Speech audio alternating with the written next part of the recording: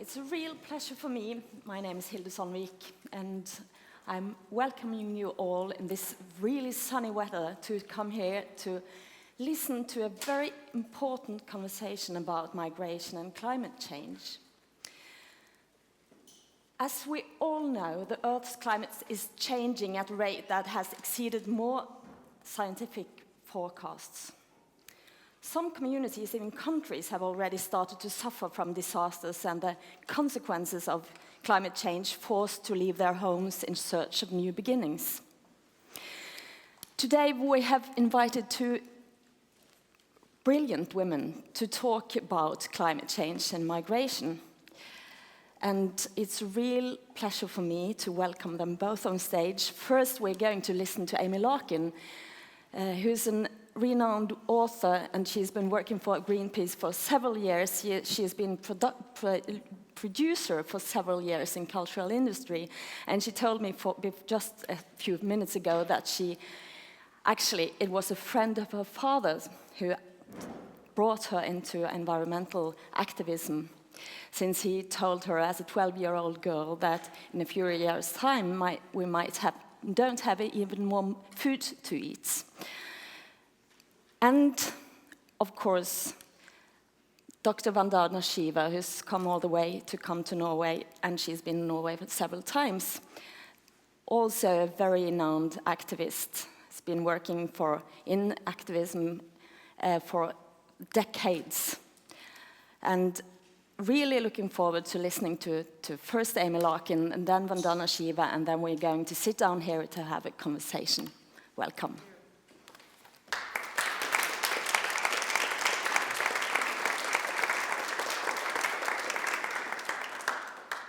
Hello. My secret way for getting my slides to work is not working. I'm pressing my secret. I am awaiting help. There we go. Thank you. First of all, it's wonderful to be here. I don't know how many of you saw the film last night with the orchestra, but it was gorgeous and put me exactly in the mood for this talk. Here we are at the top of the world, near the Arctic, and where my people call this climate change central, because the world is changing the most in your part of the world. I think first, before I talk about climate change and migration, I want to talk about migration in its largest context. And as you know, nature's migrations are awesome. Not like your new shoes are awesome, like the world's great religions and philosophers think. It puts a spectator in awe. There are new kinds of migrations happening because of climate change, and the causes and solutions are personal, political, and financial. We're going to talk about that. So, as I mentioned, we all know nature has great migrations. We actually travel to see them. They're thousands of years old, and they're part of nature's magnificent web. Food and water and mating draw hordes of animals, sometimes even us, to go watch them. But these migrations are now being disturbed, so isn't this a beautiful picture? What is wrong with it?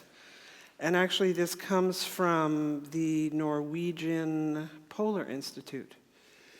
What is wrong with these pictures? These orcas do not belong with the Arctic.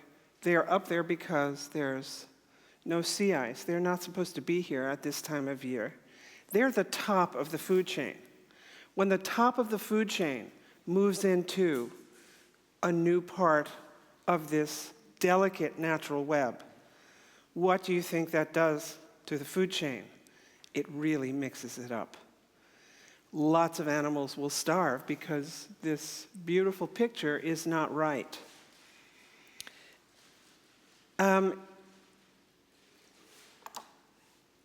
This is another beautiful picture. This is the bottom of the food chain at work. Small insects, the pine beetle. The pine beetle, these are evergreen trees. This is not fall foliage. This is evergreens. And the reason why they are brown and gold is not the time of the year.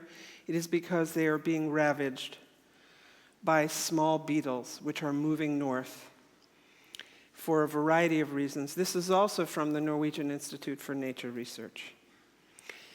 And this impact is natural, and the natural world is changing, but it is also causes huge financial impact.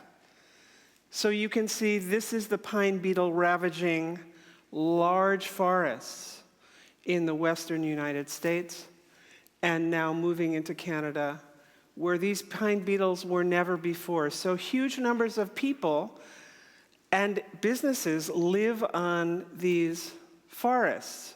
Now, some of them are well managed, some of them aren't. But when the pine beetle moves north because it's warmer, all of them are out of business. And I mean business. So there are financial implications. This is because of climate change. These kinds of radical changes in nature due to climate cause a huge new wave of migrations. But in our history, the other piece of migration that is part of the world as we know it is human migration, which happens because of a variety of reasons: war, famine, drought, political and religious persecution, rivalry. This is basic human history. This is by one of my favorite American painters named Jacob Lawrence.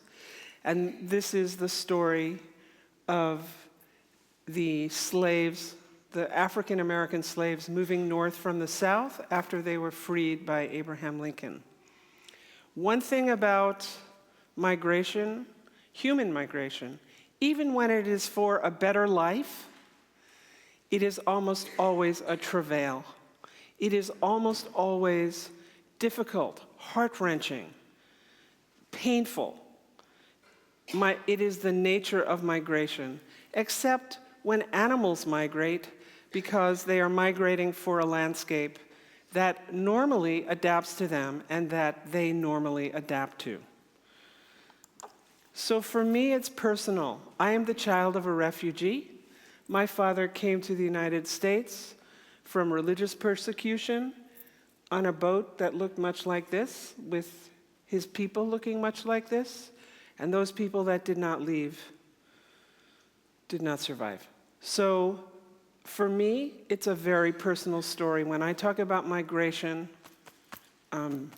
it's me. I don't see that people who are immigrants today have much of a different story than the one that I heard 1,000 times around my childhood dinner table.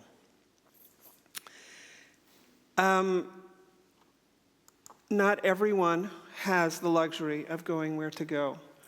These are migrants who had nowhere to go. This is what happens. Here are other migrants that had nowhere to go. This is what happens. Here are Syrian refugees today.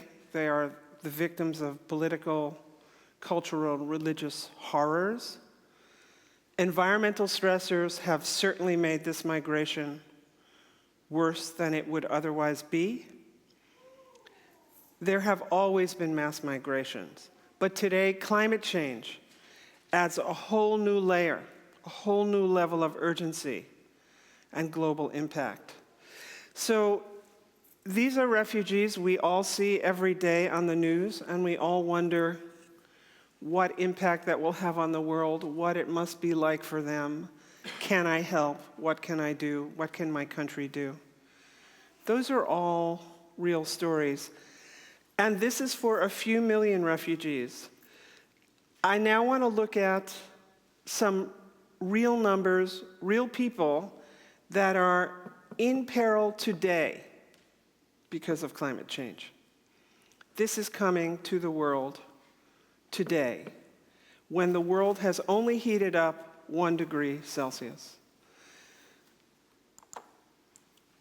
This is climate refugee prediction. So you can see they are all over. This is the projections made in 2009, 2011, 2016. And you can see the latest, here's what the latest numbers look like. Between 25 million and 1 billion by 2050. You think that's a viable number to deal with? No, it doesn't allow anybody to prepare for anything. So I think I'm now going to show you that the billion is certainly closer to what we're looking at. And imagine, in today's world, the approximately 2 million refugees in the Middle East today who are suffering so and have, in so many ways, nowhere to go. Imagine this kind of suffering and the political issues that come up. These are the number of people. This is not encyclopedia. I simply picked a few places that are different from one another. This is not all the numbers. Today, in a 1 degree warmed world, in Bangladesh, there are 20 million people at peril today that will likely need to migrate soon. In the Lake Chad area, 30 million people. In Pacific Islands, about 6 million. In Miami, Florida, and Louisiana in the United States, about 2 million. And the Inuits, 100,000. That's today, imminently, in a 1 degree warmed world. There is no one who doesn't think the world will be moving to 1.5 degrees. That is a given. So let's look at these places. Lake Chad, you can see, it is disappearing.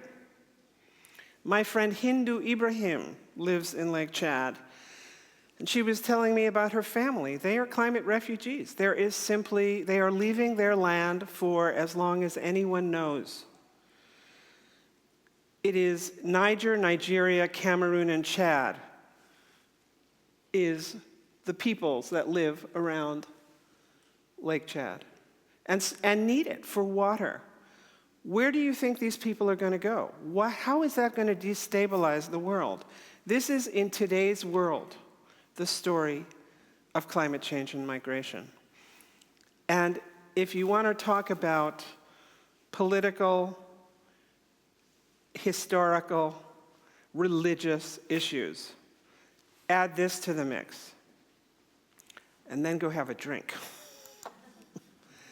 This is Miami. So these aren't pictures, these are headlines.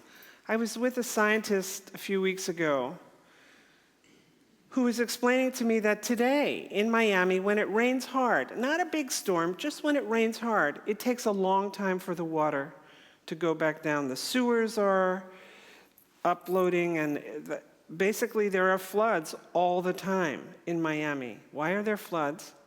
Because the water table has risen. And what do the locals keep doing? They keep building more. Now, when these people migrate, this unfortunately is people like me who do not know how to live on the land, who buy stuff, who eat a certain way, who are expected to entitled to imagine, I deserve water, I deserve food. This is a different version of how climate change is going to destabilize the world and cause huge amounts of migration. There are 2 million people today, just in Miami and Louisiana, under threat. So what do you think the financial implications of that will be? Astonishing. And then in this village, where they're accustomed to living on the land, in harmony with nature, nature has changed. In these Inuit villages, they now need freezers to keep the meat cold over the winter. Try to conceive of that. In the Arctic Circle, They need freezers to keep the meat cold over the winter. For people who live on the land and kill 1 or 2 large animals for a season and do not have electricity or use very little electricity or intermittent electricity, this is another impact of climate change on the other end of the spectrum from Miami. Here is Bangladesh, and I think I won't talk about that. I might leave that to you. Here are the Pacific Islanders. They are beginning to relocate. They are current refugees. This is in the Marshall Islands, where they are serious advocates for climate change, global action. And here is the Carteret Islands, and a friend of mine, Ursula Rakova. The white woman is the Australian ambassador. So this is a case where I'm familiar with how hard it is to move these refugees, to move these people. The Catholic Church gave them some land. There's a few thousand of them, and it is a life's work to change these people. To migrate is a huge piece of work. It takes a village, it takes a society. In this case, in addition to climate change on the Carterets, there is a civil war happening because of the world's largest copper mine. They are relocating to Papua New Guinea, and as I said, the Catholic Church gave them some land. The Solomon and Marshall Islands have asylum in the United States. Other peoples have nowhere to go. Here's just another picture of Ursula because she is a hero, and I like showing her picture because she is a great woman. And I think that she is somebody who could inspire all of us because, so now that I've depressed you, what to do? Because I think that is crucial. You have to become a climate warrior. Can't leave it to Ursula or other people around the world. You have to become a climate warrior. And it is personal, it is political, and it is financial. And we in wealthy nations are the cause of today's climate crisis. Our pleasures, our conveniences, our foods, the way we have lived, is the reason that there is a climate crisis. We do not any longer have the luxury of ignoring the consequences of these pleasures and conveniences. And so, what do? Well, it's personal. All of these things, how we eat, travel, consume, dispose, what we wear, what we notice, what we create. Here we are in an arts festival. As I said, we saw this gorgeous movie last night, which moves people. Art is a huge piece, and culture is a huge piece of the conversation. What we talk about, who we converse with, how we converse, how we listen.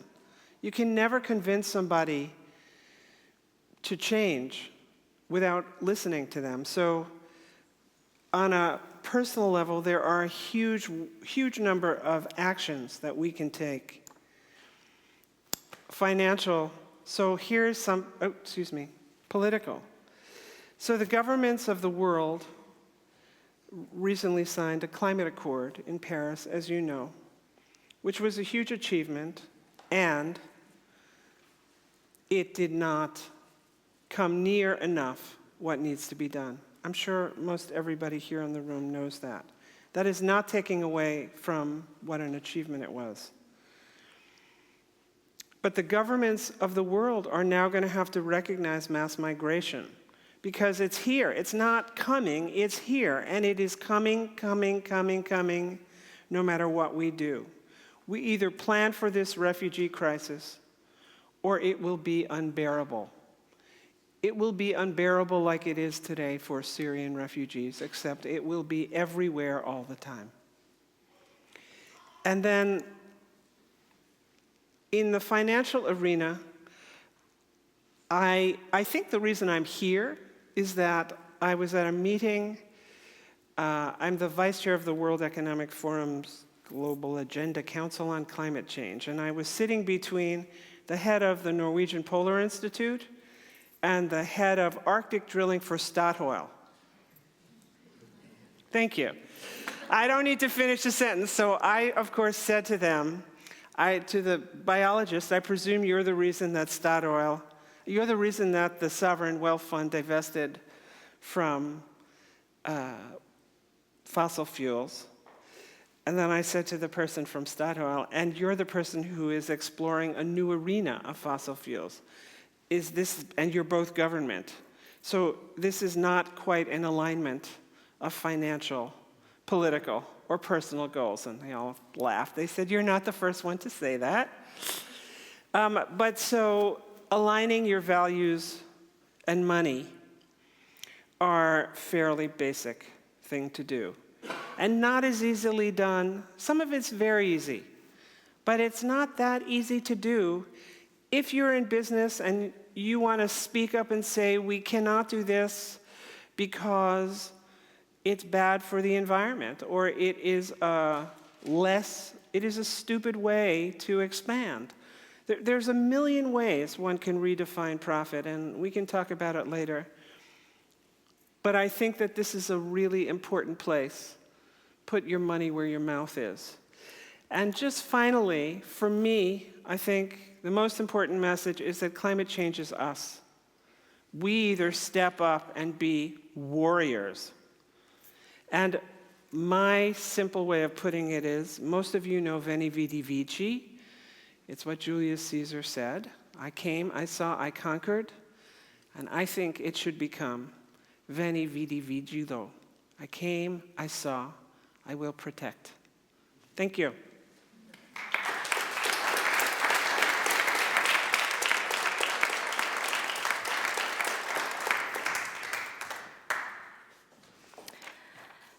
Thank you very much, Amy Larkin, for this thought-provoking speech. Vandana Shiva, I want to present you a little bit more because you have for many years campaigned against genetically modified crops. But you are here as a scholar, as an environmental activist, anti-globalization author. You have written 20 books, and you even got the Alternative Peace Prize Award some years ago. And please welcome on stage. A climate warrior as well, yeah. Yes. Absolutely. Thank you.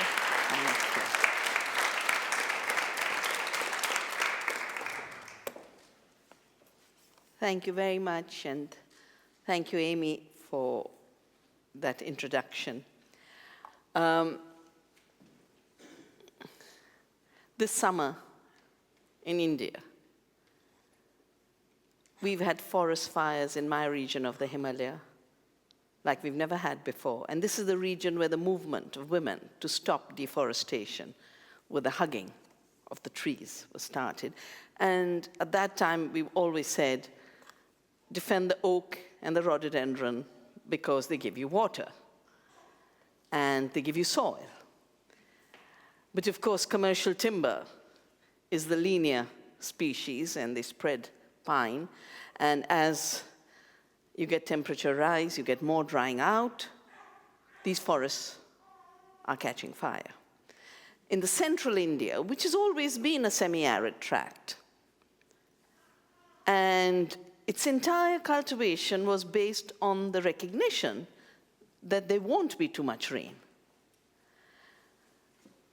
is suffering from a new intensification of drought. Now, normally it's assigned all to climate change, but in my many years of work, many years of research, what I found is everything that does harm on the land where you are also contributes to more greenhouse gases and causes climate change. And then, because the ecosystems have been left vulnerable, climate change aggravates that impact of non-sustainability. You know, when the Earth Summit was organized in 1992 in Rio, The two treaties that came out of it were the Convention on Biological Diversity to protect biodiversity and the UN Framework Convention on Climate Change, which is where we had the 21st meeting in Paris and we'll have the 22nd meeting in Marrakesh, where, interestingly, the WTO was signed in 1994. And those of us who worked on biodiversity and climate change know there's a connection between what happens on the land and what happens in the air. But there are many people who only look at the parts per billion in the air. And then, of course, it becomes, A, impossible to address, because how do you catch the 350 parts per billion, you know? You can if you begin on the ground. In the areas where this intense drought is taking place, 80% villagers have migrated this season. 80%. Now, we're working in programs in these areas, and wherever farmers are doing organic farming, they don't have to migrate, because they actually are getting food at the end of the day. The ones who are having to migrate are the ones who went for chemical agriculture and industrial agriculture. And chemical industrial agriculture is also the reason why we have such intensity of climate change. I wrote a book before Copenhagen, because from the figures I could see and from experience on the ground, I could see that industrial farming was a big contributor of greenhouse gases, and yet agriculture was not even in the discussion on climate. There are three major greenhouse gases that contribute to climate change. Nitrogen oxide is the worst. It's 300 times more deadly. It comes from synthetic fertilizers. And it isn't just destroying the stability of our climate systems. Its runoff into water bodies and oceans is creating dead zones, and they're growing by the day. It's going into our drinking water and causing nitrate pollution. Fossil fuel, of course. The big contest between agriculture that's based on small farms, therefore less fossil fuel intensive, and these giant-sized farms, which basically are based on fossil fuels as energy slaves. About 30 years ago, Emery Lovins, who works a lot on energy at the Rocky Mountain Institute and is a fellow Alternative Nobel Prize winner, had done a calculation that for every American farmer, there are 300 energy slaves. And that isn't counted in the efficiency. What's counted is the one person who is in this air-conditioned giant tractor that looks like a war machine, and the computers in which he's getting instructions from the corporations, or his computers are getting instructions from the corporations. And then you have methane emissions, both from the intensification of livestock through factory farming, hugely subsidized, also a big reason for pollution, as well as methane from food waste. 50% of the food we grow in the industrial globalized system is wasted. 50%. So you add it all up. You add up the production, the fertilizer, the transport, the packaging. We call it the rucksack of food. It used to be the case that the largest amount of aluminum was used for cars and aeroplanes. Today, the largest amount of aluminum is used for packaging food. Yeah? And all of it is going in these giant waste dumps, where nobody has a solution for the waste we built. Whether it's in the oceans, creating a whole area with plastic, and the degraded plastic is in all the sea life, or it is on land. Yesterday's film, for those who watched, had large scenes of people who've lived a life with zero waste, then being thrown out of their systems, and then living in waste. That the only livelihood for displaced people is living in these waste dumps.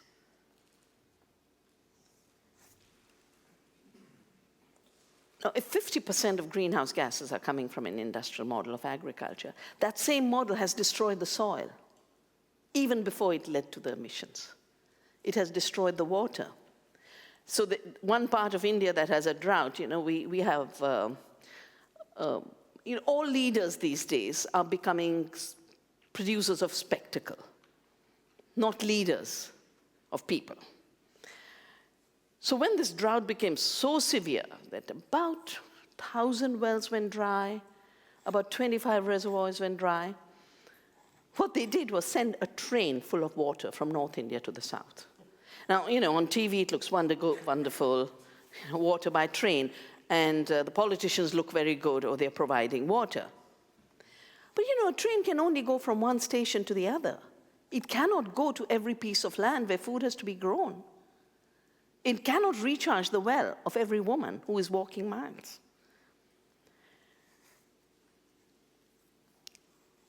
Another very big impact of climate change in my region is the fact that the glaciers are melting. We did a big report before Copenhagen, and it's called Climate Change at the Third Pole, because you've got the North Pole and the Arctic, and then there's the Antarctic, and the third pole is the Himalaya, the third largest body, but it's the body that supports the largest part of humanity. Half of humanity lives on the water from the Himalayan mountains.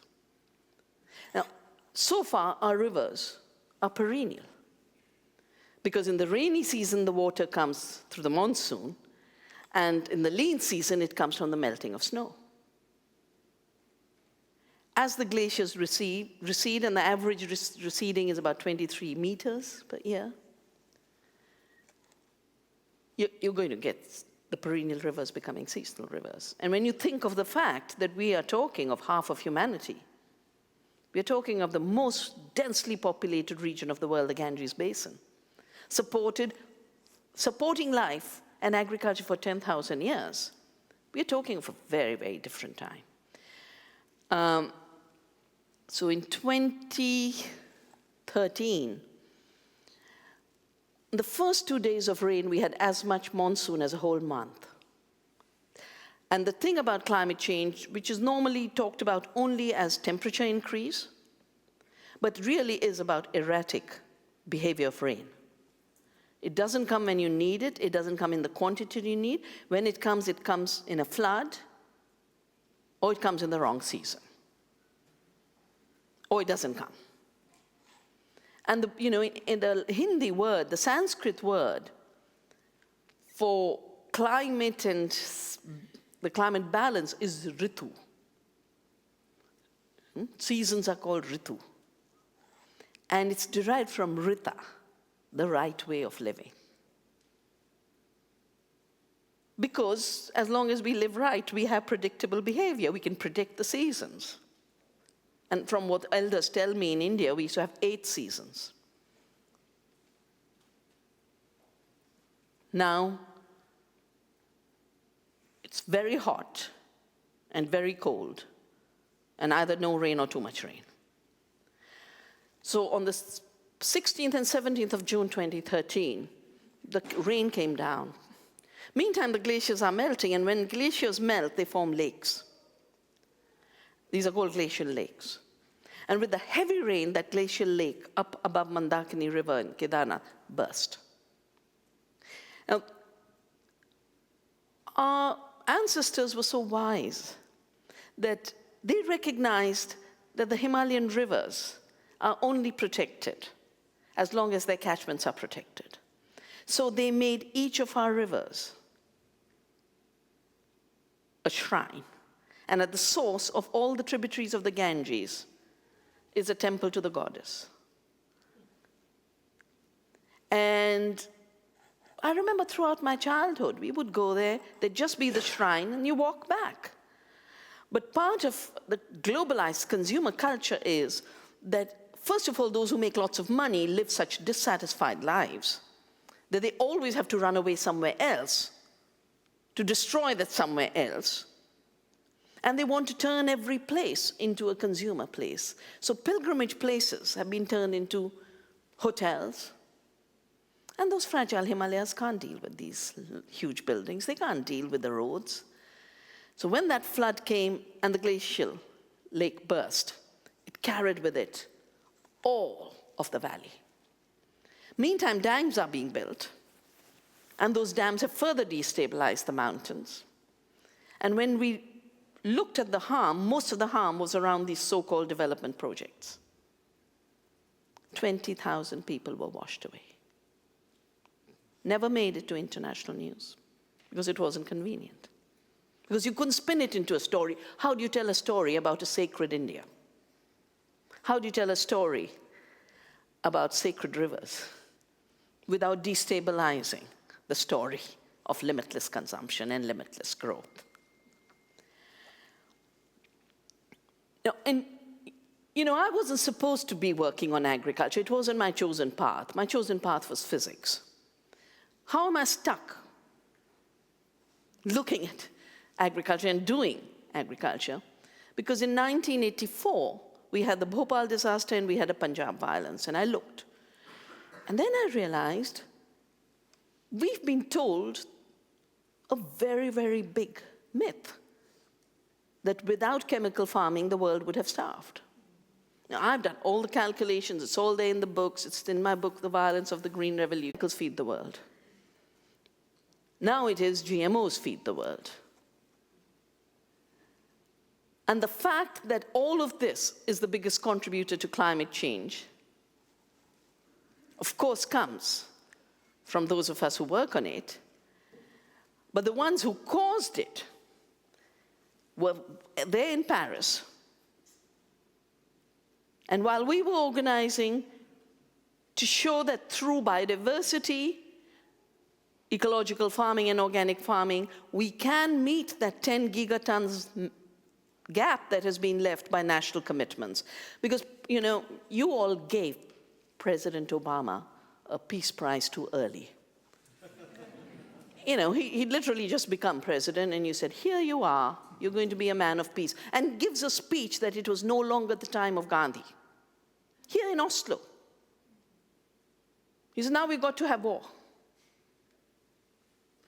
And of course, he flew from here to Copenhagen, and what he did was absolutely dismantle the legally binding agreement that the climate treaty was, got together 5 people who are taking part in the big global economy of pollution, the 5 biggest polluters, and put out this, we've agreed.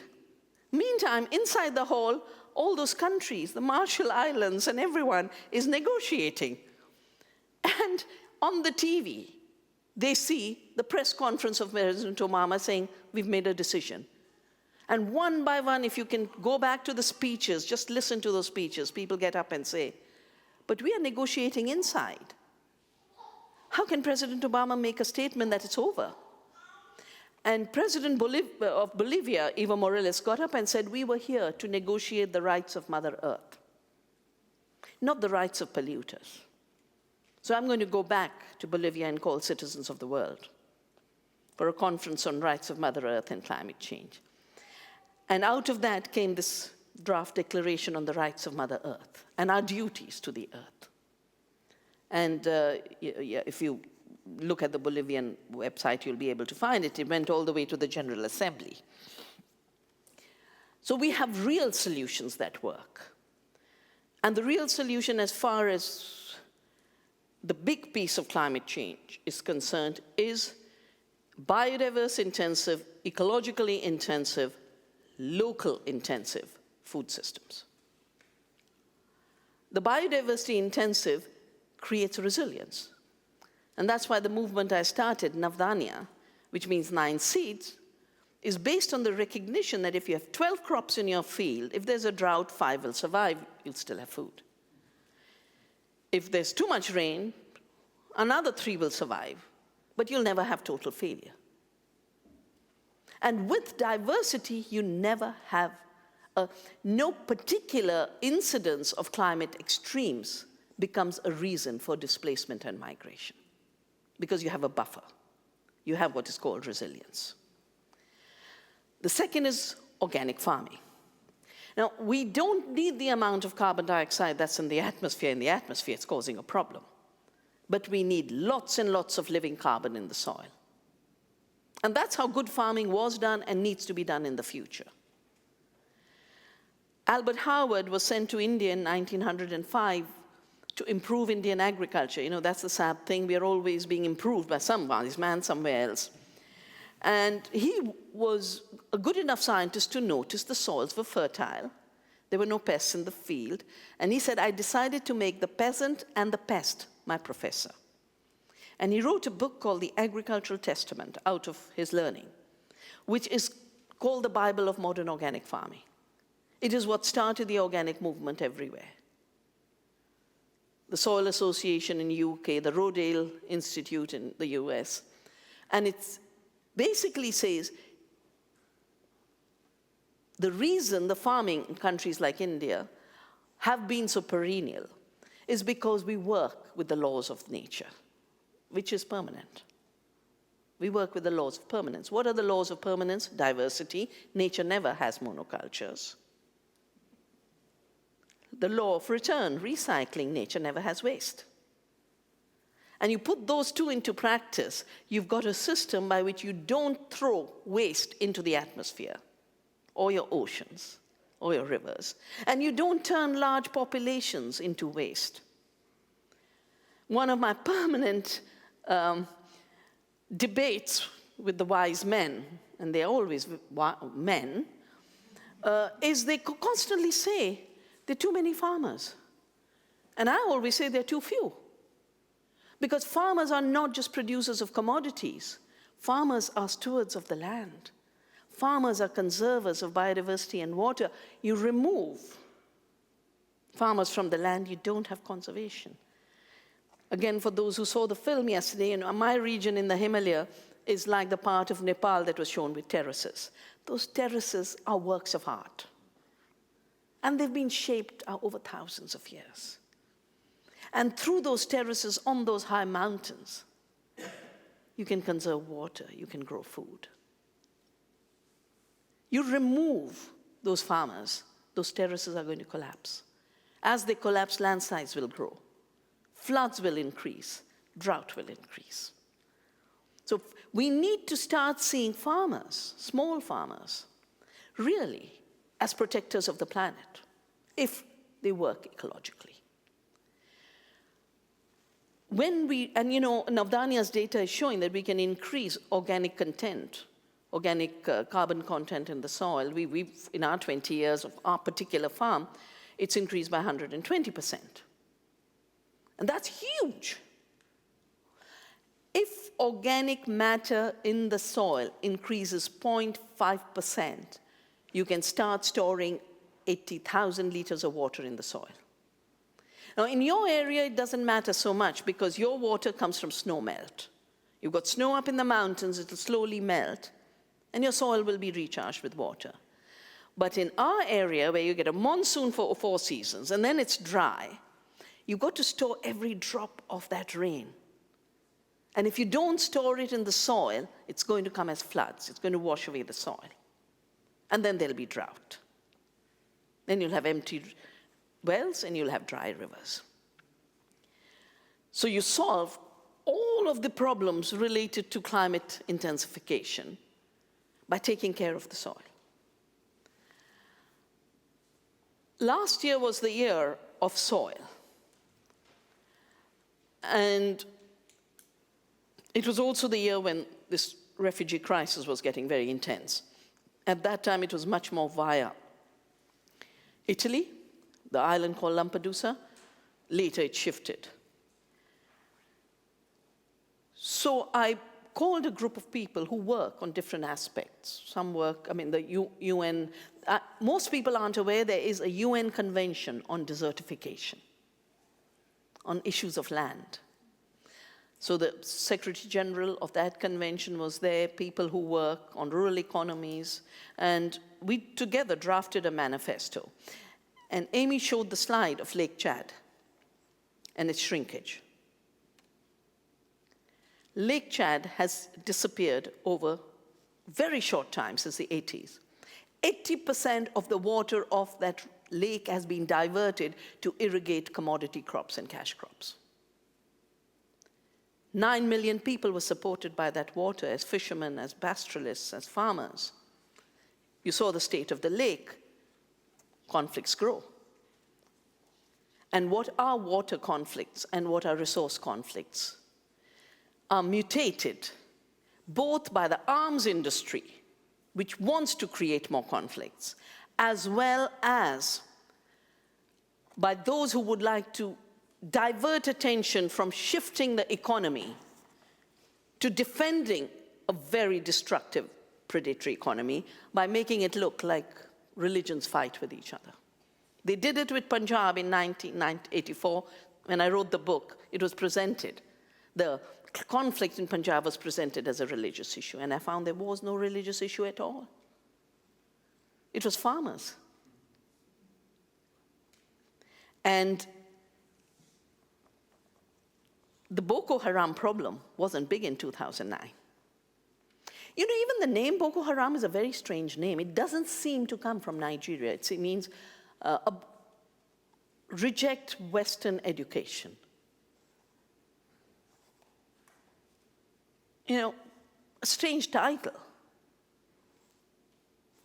for what's happening today. Syria is even more serious. Syria is part of the Golden Crescent, or the Fertile Crescent, where agriculture evolved. They've known how to grow crops in the dry lands. And the Green Revolution that destroyed Punjab in India introduced seeds that required lots of water. Green Revolution seeds need 10 times more water than native seeds. How does that water come? You mine groundwater. 2009, that severe drought wiped out the water supplies. And because there was no organic matter in the soil, these seeds were not adapted to severe drought. There was total collapse of agriculture. 1 million farmers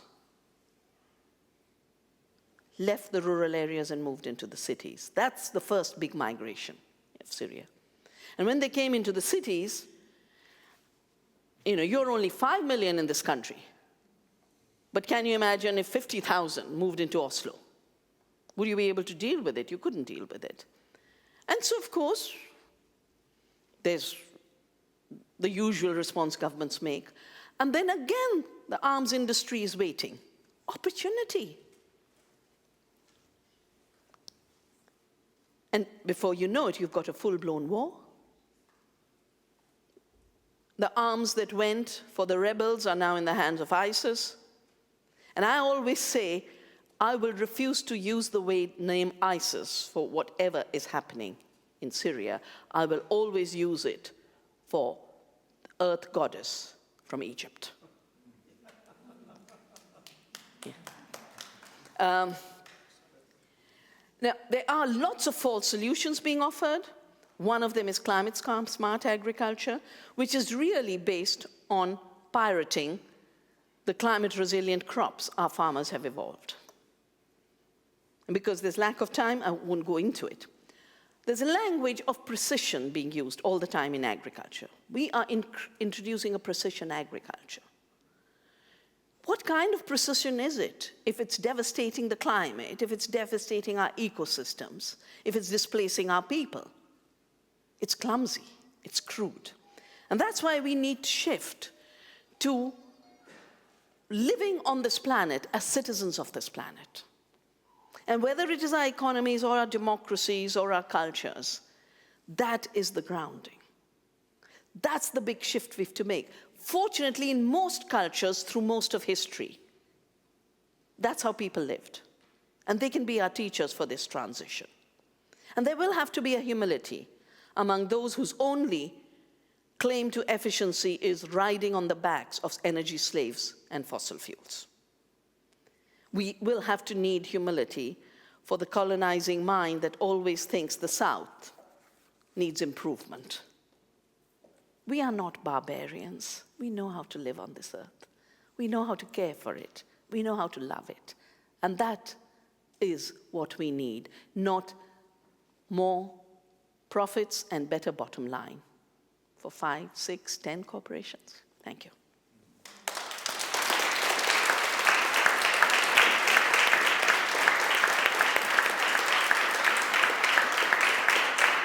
Do you want to sit here?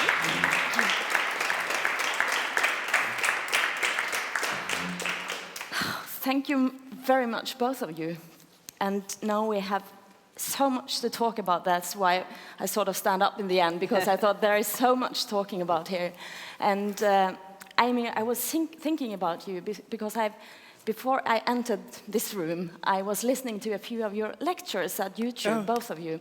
And in one of your last lecture, you have written about the book that is presented on the internet is The Hidden Costs of Changing Global Economy. And your thesis is that there is no business without nature. There's no anything without nature. It's no anything without nature. But listening to Vandana Shiva now, there is no hope in business either. But if I listen to you, there is a slight hope in the nature. And I was thinking, what is your response to Dr. Vandana Shiva's lecture now? Well, I think that she is the hope. I think that the work of Dr. Shiva and other people, like the people that I showed, like Ursula, and people around the world, there is definitely hope that enough of us will work in harmony with nature. One of the most basic things that I speak about a lot is harmonizing the rules of business with the laws of nature.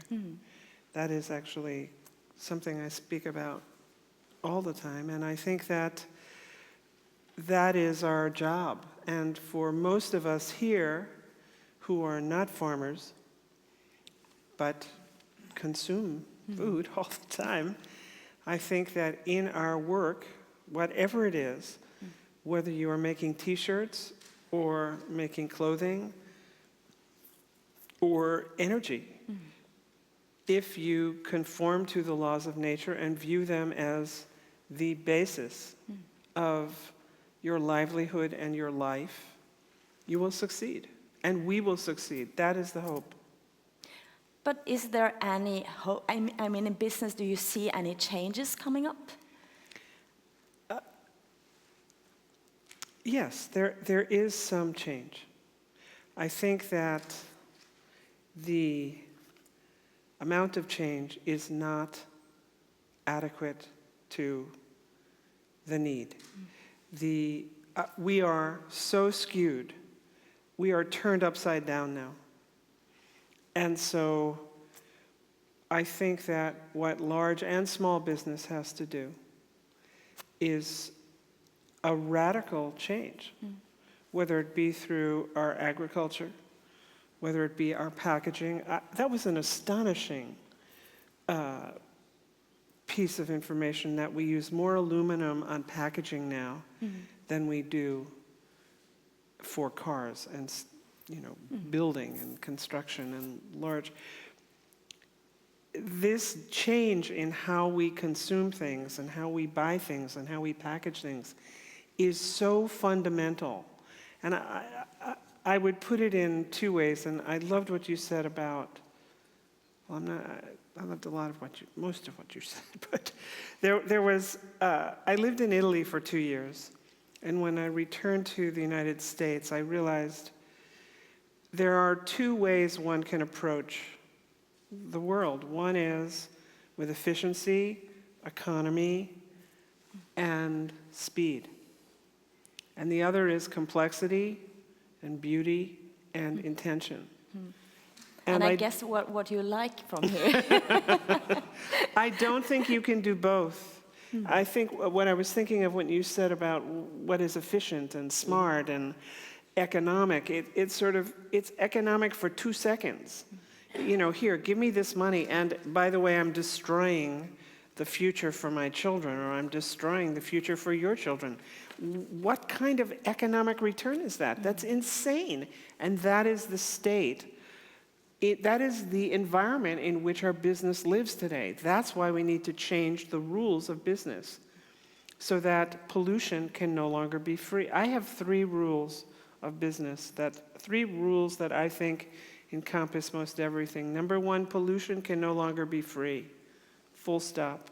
Number 2, all accounting, all decision-making has to incorporate the long term. And number 3, government has a basic role in incentivizing the long-term pollution-free world and disincentivizing the polluting and short-term world. I think if we follow those rules, we'll be okay. Dr. Shiva, you nodded right now. Yeah, I nodded most of the way, didn't I? I think we use the word business without discrimination. There are a lot of people who do business, corner shops, small, brilliant shoemakers, small textile designers. But maximizing profits at any cost is not the guiding factor. And I think we need to differentiate the corporate form. It's just that everyone has to then legally exist in a corporate form, but they do not exist in corporate form in terms of how, in 1600, the East India Company was created. The East India Company is the first big corporation created to externalize costs. That's why these are called limited liability corporations. Right. If we get money, if the gold comes, it's ours. If the Spaniards stole the ship, then let society pay. That's right. Yeah? So this externalization of costs and privatization of profits is the schizophrenia that has led to all of the destruction we see, and what you're saying about the polluter must pay. The polluters have got away with the free ride and have got all the incentives. Agriculture, 400 billion in subsidy. Even in the climate discussion, I was actually not ever happy with the Kyoto Protocol. The Kyoto Protocol rewarded emissions trading and said, if you're a polluter, you can continue to pollute as long as you have a trade through a clean development mechanism with someone else. Except that what they called the clean development mechanism was dirty in our countries. It led to sponge iron plants, HCFC plants, all kinds of stuff. Because it's a piece of paper that certifies whether you're clean or not, while not the local people who are suffering the damage. So the polluters became even richer. The person who now owns the steel of the world, Mittal, right. Per year he was making an additional 1 billion because he was a polluter. So I really feel we need to revisit our vocabulary. You have quoted Star Trek, in a way. Oh, yeah. Star Trek? Yeah. Amy Larkin, she quoted Star Trek in one of her lectures. I've seen it. in The Guardian, In The Guardian, yeah. I wrote an article in The Guardian, the 7 lessons of Star Trek. And what is that? The biggest one is that in the movie with the whales, I don't know if you saw that one, they talk about how it's ironic that for a long time people hunted those whales for profit, and now in the movie and in general, in the long term, the survival of these whales was the survival of the world. But the lessons within Star Trek have to do, there's a bunch of them. I don't remember all of them because it's a while ago, but the idea in Star Trek is the greatest aspiration for what the starship can do in exploring the universe with total humility. I don't know if anybody here is a Star Trek fan, but the first rule, the only rule, is the prime directive, and that is that you cannot disturb other civilizations, cultures, history, or nature. And I think that is a very basic way to view that. I believe in human aspiration for extraordinary things, and maybe extraterrestrial as well. But that's another story. But I absolutely think that, as you mentioned, the humility to live with nature and your place within the natural world. We are creatures in this extraordinary web, and it is indeed humbling. And let's not screw it up any more than we have.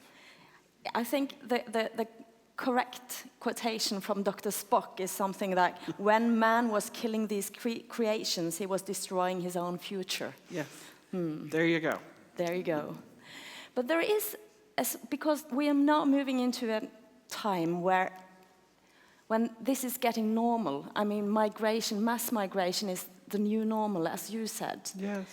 And there is another problem, or what I can call it, because the population is even growing. We know that there will be more than 1 more billion in Africa, 2 more billions in Asia during the next decades.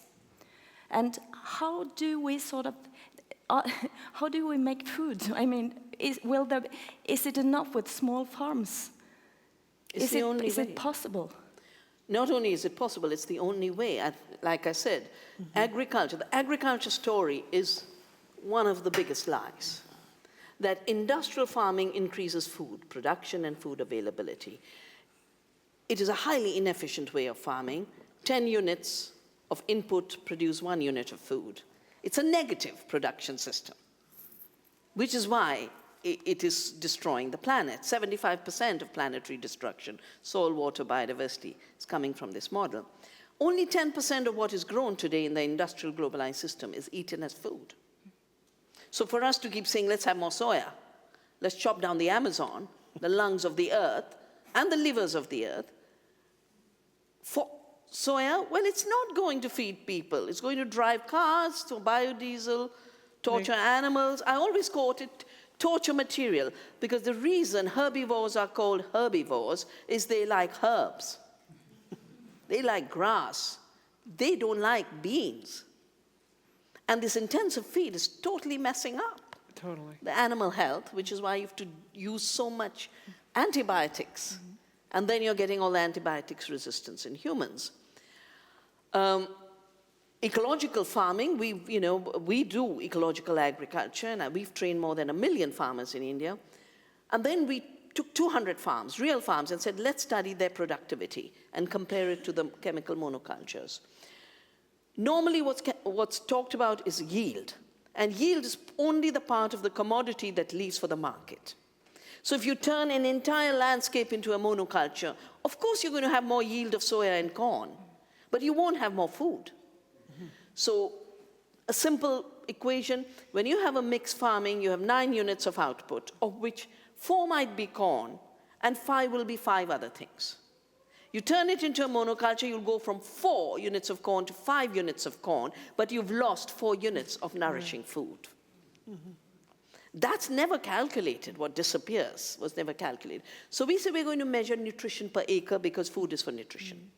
We can feed 2 Indias if we protect our biodiversity and grow organically. The world could be fed twice over. This is the world's data. The India data is from us. The world's data is from UNEP, FAO, UNCTAD, IASTD. These are all different studies. But the minute they say neither chemical agriculture nor GMOs feed the world, the data is showing it, the poor report doesn't get prime coverage. It's there in the United Nations. You talked about population. There's migration and migration. I don't call what's happening today migration. I call it war. And they're refugees. And the sad thing is that because of the way the narratives get told, not only are the refugees not being given the love and respect for them being victims of a process that they never shaped. For me, the sad thing is to watch how NAFTA, the free trade agreement, destroyed Mexico's agriculture and livelihood, and then the Mexicans migrate, and all that they can think of is build a wall. You bomb out Syria, and the poor Syrians start to come here, or the Africans, and then you say, let's build walls, let's build fences.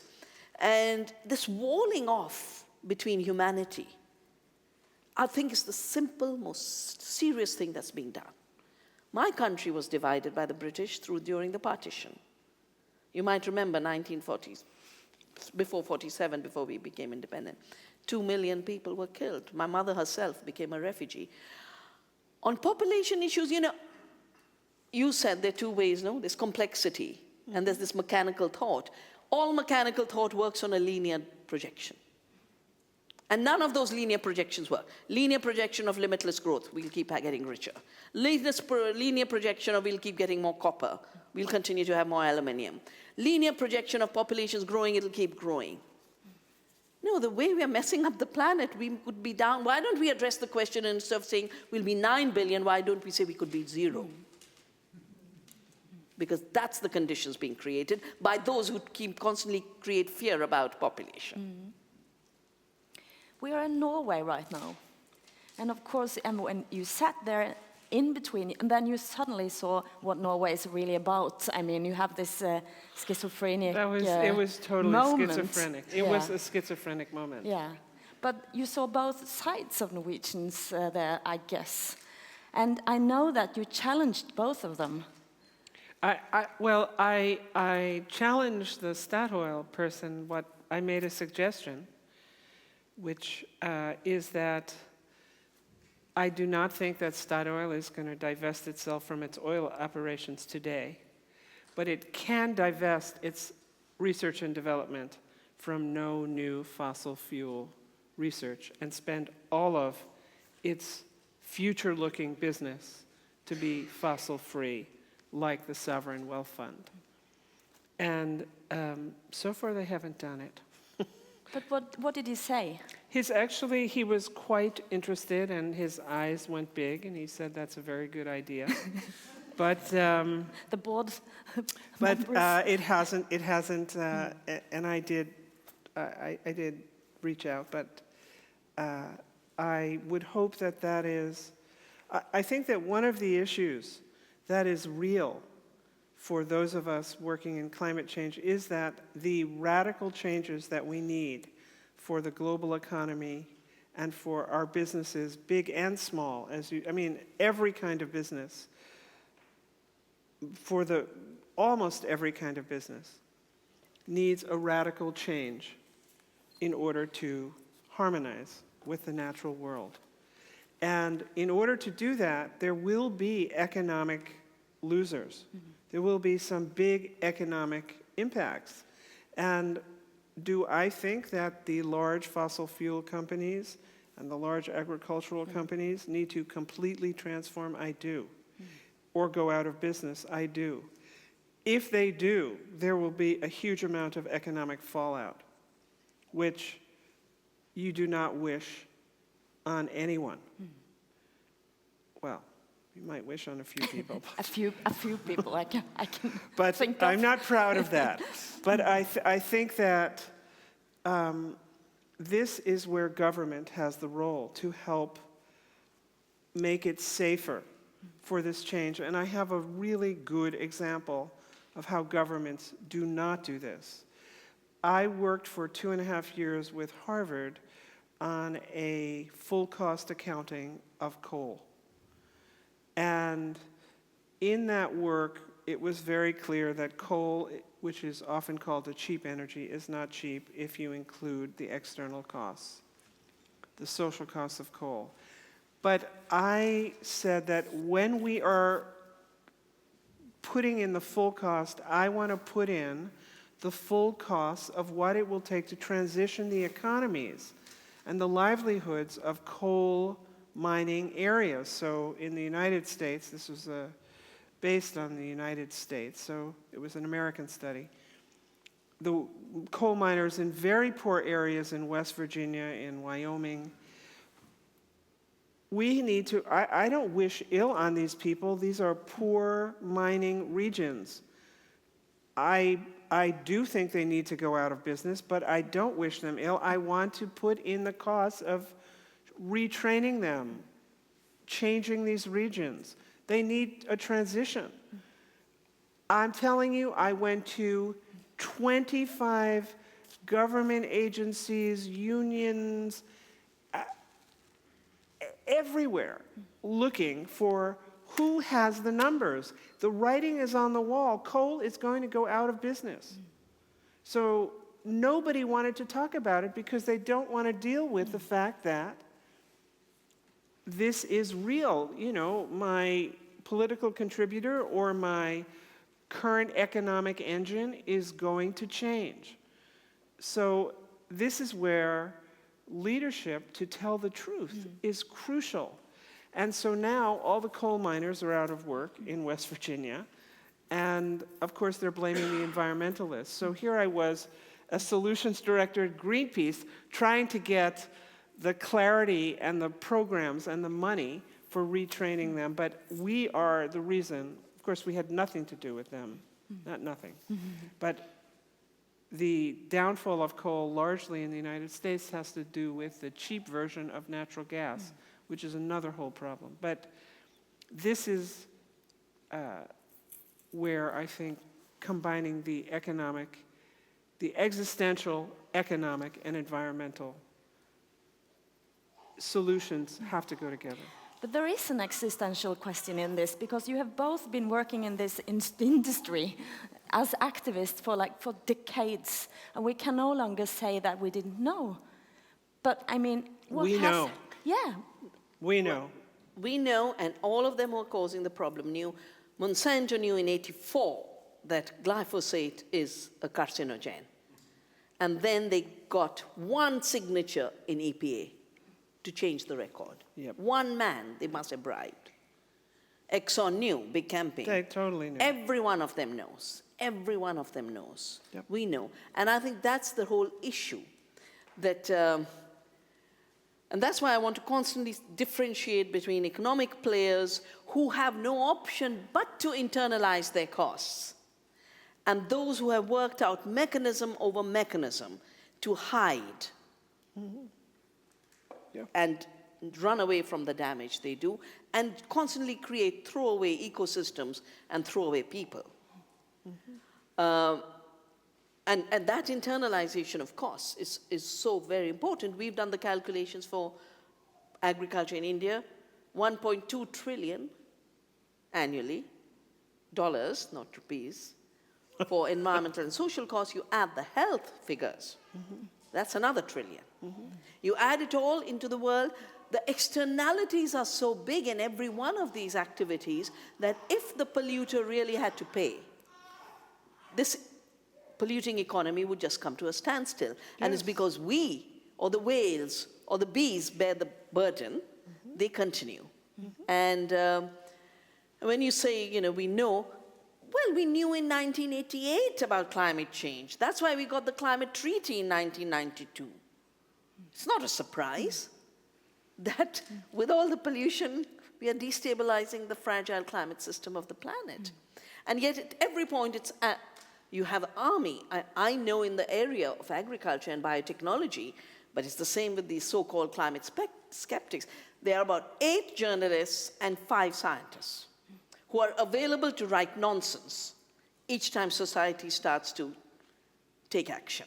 And then they flood the media and primetime TV and every major newspaper to say, no, the science doesn't prove anything. Science proves there's no problem.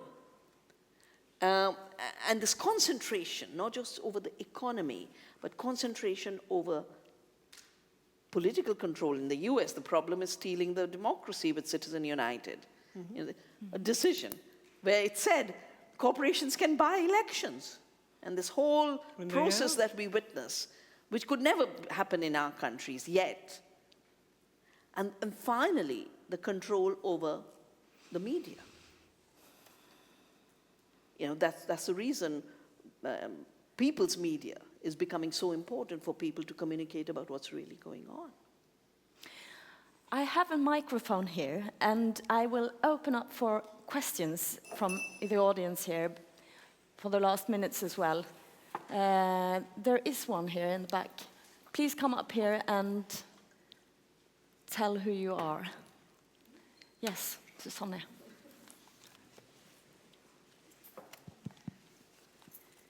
Thank you a lot for your speeches. My name is Susanne Urban. I am associated to the Hardanger Academy of Peace, Development and my English is so bad. Yeah, peace and development. I have two questions. One question is about what we call fremskritt in Norwegian. How do we say in English? Huh? Progress, yes. Because when we come and say we want to change back to organic farming, then people get afraid because they like the idea of progress, and it's so hard to explain why this is a kind of progress when it's not going in the same direction. They ask, do you want to go back to Stone Age? So maybe you have some good arguments for us in our daily discussions. That's one question. So progress and not Stone Age. The other one is, could you say something about nuclear energy in this whole picture? Thank you. So I'll quickly respond. The word progress, growth, earlier the civilizing mission, are all really silencers. They're used to silence, and they're used to take away choice and freedom. So the way to respond is, at every point we have a choice. To be in harmony with nature or to be at war with nature.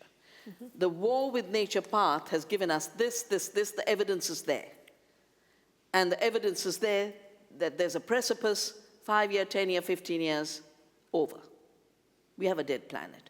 I mean, I do the calculation for agriculture. If 30% of the food is coming from the system that has destroyed 75% of the planet, if that system increased its share to 45%, we'd have a dead planet, just by the impact of fossil agriculture. And if you think a dead planet and starving people is progress, and then the other path, which is not going back, I think that, I call this chrono-colonization. Colonizing time. Taking what are sustainable alternatives and putting it into the past and into the Stone Age. And taking what are Stone Age thinking, crude instruments, and Rachel Carson, I think, used the term Neanderthal. Mm-hmm. Didn't she call pesticides a Neanderthal technology from an Neanderthal frame of mind? You take that and you call that the future. And I think we've got to be able to have enough confidence in ourselves to live the present so that there is a future. There's another question here. Yeah.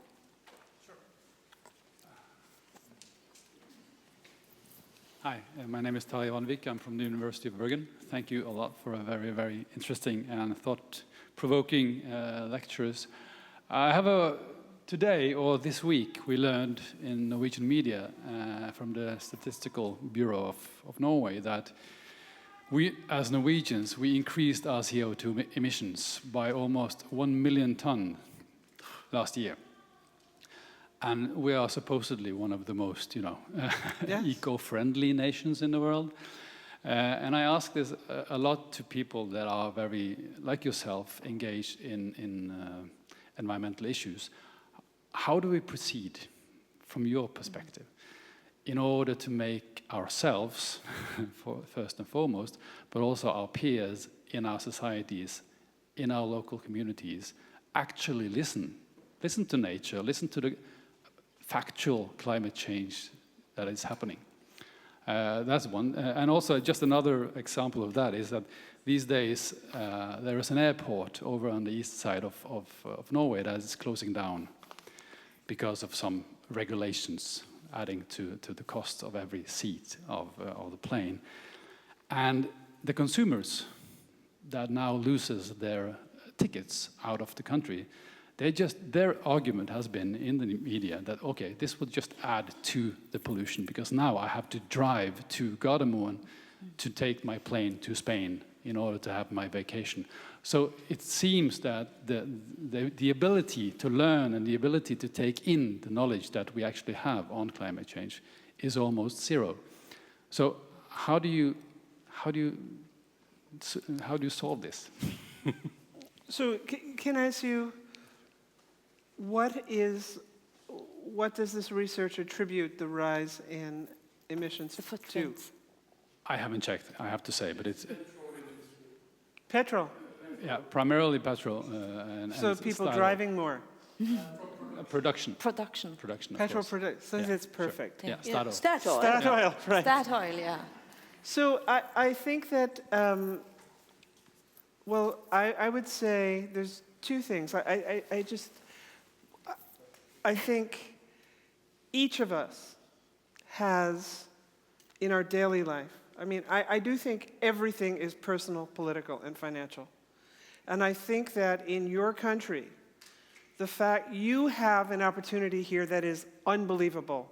Your sovereign wealth fund made a conscious decision to divest of fossil fuels, while, of course, the money from that wealth fund comes from the other side of the equation. So why not, as a people, politically, financially, personally, campaign to Statoil to be the first major oil company in the world to transform its business? You have the basis in this country to do that. That would lead the world. You want to be eco-friendly? That's how you get eco-friendly. Everyone, as I said, and these companies which wreak havoc in the world, akin to what Dr. Shiva was talking about, on the agricultural side, obviously, on the fossil fuel side, change these businesses. I cannot tell you how many conversations I have had with senior management from big oil companies. Look at the writing on the world, even ignoring environmental impact. The liability issues, the risk issues, the cost issues are the brand issues. You don't even have to get to environmental degradation before you can make a good business case for Statoil to change. You're here, you're the people, you get to do it. I think that is your opportunity. The barn door is open. That's an American expression. I don't know if you know what it means. Do you know what it means? The barn door is open. You divested from your wealth fund from fossil fuels. Get your Statoil to be the first oil company to do that, to lead the world like your sovereign wealth fund did. Then Norway will be a leader. That is how you do it. Dr. Shiva. Well, you know, whether it's the issue of progress or it's this issue of people not getting it, I think part of it is all our indicators are fixed to continue propelling us in this direction, growth being the most important. And when you think of it, it's just 50-year-old indicator, 60-year-old indicator. And we behave as it was always there as a measure of how to assess the economy or the state of the wealth of societies. And that's why I really respect Bhutan, and I work very closely with Bhutan, because Bhutan made a decision they're not going to measure GDP and GNA, but they'll measure gross national happiness and well-being. And I think the time has come to shift to the original meaning of wealth, which was the state of well-being. It never meant money. It never meant fictitious finance, which is what's ruling the world right now. It meant real wealth, but real wealth also in the state of people's security in their everyday lives. And, you know, little tinkering won't do anymore. No. Because the mess is so deep and the collapse is so fast. We do need leaps, and we need leaps of imagination on the part of very, very ordinary people. That's where the change will come from. Because the big institutions are like the big dinosaurs that went extinct. It's the flexibility in our diversity, the flexibility in our smallness, the flexibility in our solidarity that is going to allow us to make that transition that is absolutely imperative. There are three questions here now. First in the back here. Hi, my name is Nils Tore Skogland. I'm director of Friends of the Earth here in Bergen.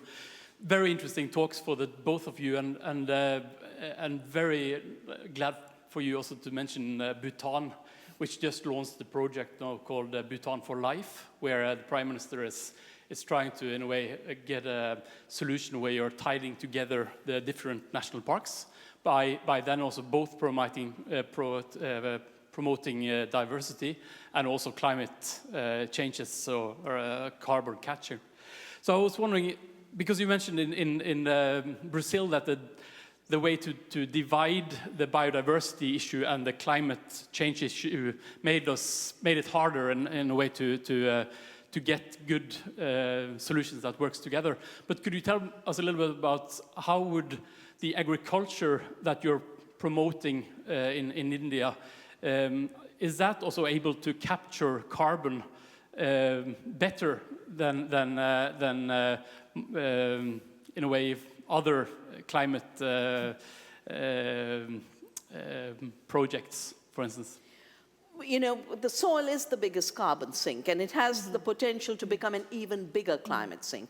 That's why when I said that in organic agriculture, with more return of organic matter to the soil, we have the potential of meeting that 10 gigatons gap. And that is with 0.5% increase. We could do it faster with 1% increase. And the French government moved so fast, in 6 months before the Paris summit, they realized that this was the big solution. So they had the agroecology for climate change. And they put out this 0.4, you know, 4 per thousand figure, that if we can move in that direction, because between, you know, the forests that can be carbon capture, but the beauty about recognizing the soil is the biggest carbon sink, and that's why I gave my book the title Soil Not Oil, is that every step of adding carbon, and I differentiate between dead carbon and living carbon, because living carbon creates a living carbon cycle, and dead carbon doesn't. Now, the living carbon cycle can be intensified more and more and more. And with it, you increase the food production and you increase the water availability. So the two aspects of climate impact that are the scary part, you're addressing that at the same time. And I think we just have to think in terms of these multidimensional sources now, because this linear, single-dimension, one-dimensional thinking is what's caused the mess, because you can always externalize. And you pretend to solve a problem, but you've created 100 others. And so we need to do the systems thinking at every point. And at the systems thinking level, ecological farming, organic farming, ecologically intensive farming is, and we call it regenerative agriculture, it is, and all research is showing that this is the way to go. I think we have time for just one more question, because I know that there are lots of people here who want to ask questions, but there is one more here, yeah.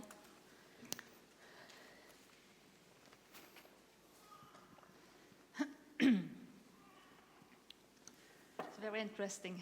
My name is Kari Hartveit from Hardanger Academy. I have one question, and that is something I should very much like to know. What are your thoughts about the Agenda 21 in connection to the problems and evolution of Mother Earth? Well, you know, Rio had 3 outcomes: the 2 treaties, the Agenda 21, and the Rio Declaration. Now, Agenda 21 was really the platform for local communities to shape their own actions, not waiting for these treaty implementations.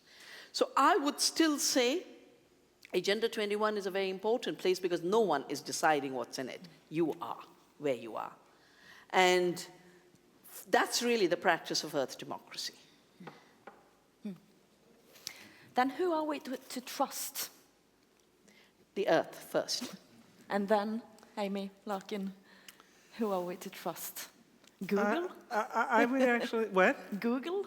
No. Well, they're in problems in Europe, aren't they? No, I would actually say the Earth first also. I think that is, we have to look to nature. Nature has the solutions for what we need to do.